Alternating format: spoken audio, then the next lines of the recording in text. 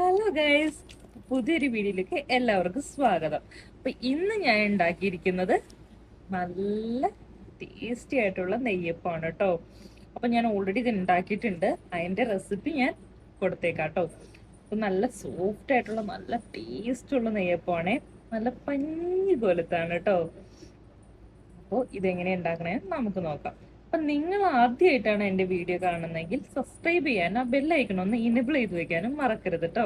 അപ്പൊ ഞാൻ പുതിയ പുതിയ വീഡിയോ ഇടുമ്പോൾ നിങ്ങൾക്ക് നോട്ടിഫിക്കേഷൻ കിട്ടും. അപ്പൊ നമുക്ക് നേരിട്ട് വീഡിയോയിലേക്ക് പോവാം.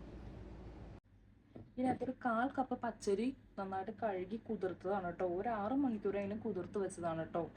അതിനകത്തേക്ക് ഒരു 5 ഏലക്കയാണ് ചേർക്കുന്നത്, 5 ഏലക്ക. ഇനി ലേശം ഉപ്പ് ചേർത്ത് കൊടുക്കാം. ഇത്രയാണ് കേട്ടോ, ഒരു 1/4 ടീസ്പൂൺ പോലും ഇല്ല, ഒരു പിഞ്ചുപ്പ്.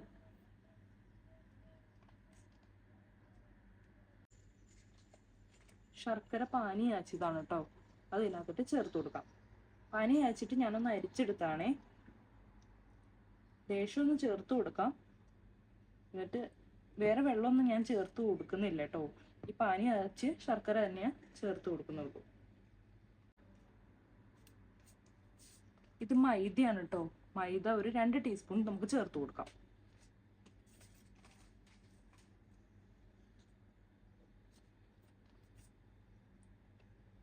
നെയ്യപ്പത്തിന് നല്ലൊരു മയം കിട്ടാൻ വേണ്ടിയിട്ടാണ് ഞാൻ ചേർത്ത് കൊടുക്കുന്നത്. ഒരല്പം കൂടി ചേർത്ത് കൊടുക്കാം കേട്ടോ. ഇതൊരു ഇച്ചിരി പിഞ്ച് ബേക്കിംഗ് സോഡയാണ്. ബേക്കിംഗ് സോഡയാണ് ചേർത്ത് കൊടുക്കാം, ഒരുപാട് ചേർക്കേണ്ട, ഒരല്പം.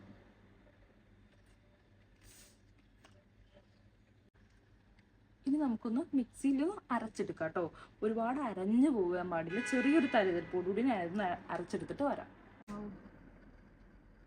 അപ്പം ഞാൻ അരച്ചെടുത്തിട്ടുണ്ട് കേട്ടോ. ഇനി ഈ ഒരു പാകത്തിലാണ് കിട്ടിയിട്ടുള്ളത്. ഇനി ഒരു 4 to 6 മണിക്കൂർ വരെ നമുക്കൊന്ന് വെയിറ്റ് ചെയ്യാം. ഇതൊന്ന് എയർ കയറാത്ത രീതിയിൽ അടച്ച് വൃത്തിയായിട്ടൊന്ന് വെക്കാം കേട്ടോ.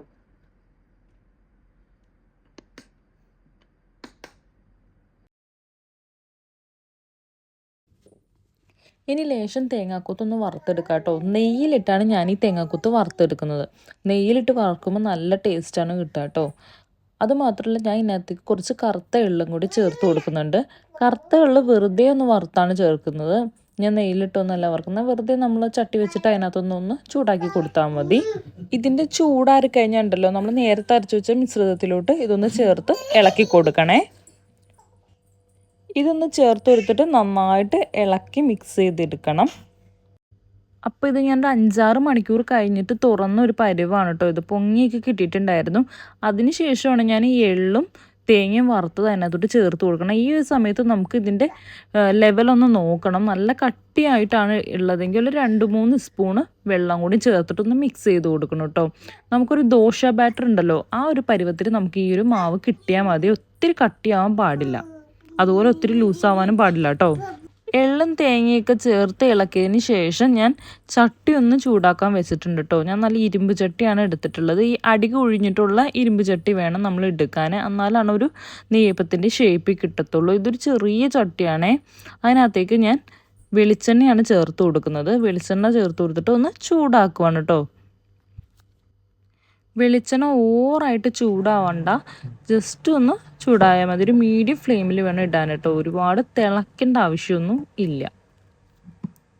നെയ്യപ്പത്തിന് ഒഴിച്ചു കൊടുക്കണേക്കായി മുമ്പ് ഒരു 2-3 തുള്ളി ഇട്ടിട്ട് ഞാൻ എണ്ണ ചൂടായിട്ടുണ്ടോ കറക്റ്റ് ആയോ എന്നൊന്ന് നോക്കി നോക്കിയായിരുന്നു.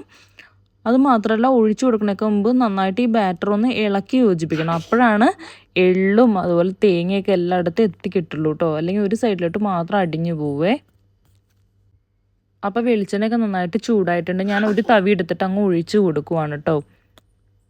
ഒരു തവി എടുത്ത് ഒഴിച്ചു കൊടുത്തിട്ട് ഒന്ന് ജസ്റ്റ് ഒന്ന് വെയിറ്റ് ചെയ്യണം. അപ്പോഴത്തേനൊരു കൊമള പോലെ ഇതങ്ങ് പൊങ്ങി ഇങ്ങനെ വരും. അപ്പം നമ്മൾ ഈ എണ്ണ ഒന്ന് അതിൻ്റെ മുകളിലോട്ടൊന്ന് കോരി ഇങ്ങനെ ഒഴിച്ചു കൊടുക്കണം. ഒരു ഓട്ടത്തവിയൊക്കെ ഉണ്ടെങ്കിൽ അതിനകത്തോട്ട് ഇങ്ങനെ ഒഴിച്ചു കൊടുക്കുവാണെങ്കിൽ ഇതുപോലെ ഒന്ന് പൊളച്ച് വരും കേട്ടോ. പെട്ടെന്ന് തന്നെ കുത്തി ഇളക്കരുത് അടിയിൽ, കാരണം അതിൻ്റെ ഉള്ളൊന്നും ഉറച്ചിട്ടുണ്ടാവില്ല. അപ്പോൾ നമ്മൾ പെട്ടെന്ന് ഇതിനകത്തേക്ക് കുത്തി ഇളക്കാനൊന്നും നോക്കരുത്. അവിടെ കിടന്ന് ആ എണ്ണയിൽ കിടന്നൊന്ന് തിളച്ച് അതൊന്ന് വരട്ടെ. അതുവരെ നമുക്കൊന്ന് വെയിറ്റ് ചെയ്യാണ് വേണ്ടത്. അതിനുശേഷം ഇതൊന്ന് അടിയിൽ നിന്ന് വിട്ട് വന്നതിന് ശേഷം വേണം ഒന്ന് തിരിച്ചിടാൻ കേട്ടോ. ഇതിപ്പോൾ കണ്ടോ, പൊളച്ച് വന്നിട്ടുണ്ടേ. ഇനി നമുക്ക് പതിയെ ഒന്ന് തിരിച്ചിടാം കേട്ടോ. പതിയെ തിരിച്ചിടണേ, പെട്ടെന്ന് ഒറ്റയടിക്ക് തിരിച്ചിടരുത്, പതിയെ ഒന്ന് തിരിച്ചിടണം. അതിനുശേഷം നമുക്കൊരു ഓട്ടത്തവി വെച്ചിട്ട് കോരിയെടുക്കാം. അപ്പം ഞാൻ കോരി എടുത്തൊരു പാകമാണ് കേട്ടോ ഇത്. നല്ല ചൂടുണ്ട്, ഉള്ളൊക്കെ നന്നായിട്ട് വെന്ത് കിട്ടിയിട്ടുണ്ട് കേട്ടോ. ഇങ്ങനെ വേണം നമ്മൾ നെയ്യപ്പം ഉണ്ടാക്കാൻ. വളരെ ടേസ്റ്റ് ആയിട്ടുള്ള നെയ്യപ്പമാണേ. അപ്പം നെയ്യപ്പമൊക്കെ ചുട്ട് കഴിഞ്ഞു കേട്ടോ. അപ്പം ഞാനൊന്ന് ടേസ്റ്റ് ചെയ്ത് നോക്കുകയാണ് കേട്ടോ. നല്ല പൂ പോലത്തെ നെയ്യപ്പാണേ.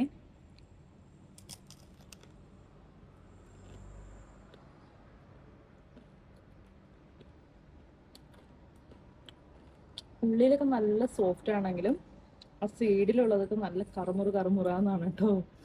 അപ്പം എല്ലാവരും ഇതൊന്ന് വീട്ടിൽ ട്രൈ ചെയ്ത് നോക്കണേ. അപ്പം ഈ റെസിപ്പി നിങ്ങൾക്ക് ഇഷ്ടപ്പെട്ടെങ്കിൽ മറക്കാണ്ട് സബ്സ്ക്രൈബ് ചെയ്യാനും ബെല്ലൈക്കൺ ഒന്ന് ഇനേബിൾ ചെയ്ത് വെക്കാനും മറക്കരുത് കേട്ടോ. പുതിയൊരു വീഡിയോ ആയിട്ട് തന്നെ ബൈ.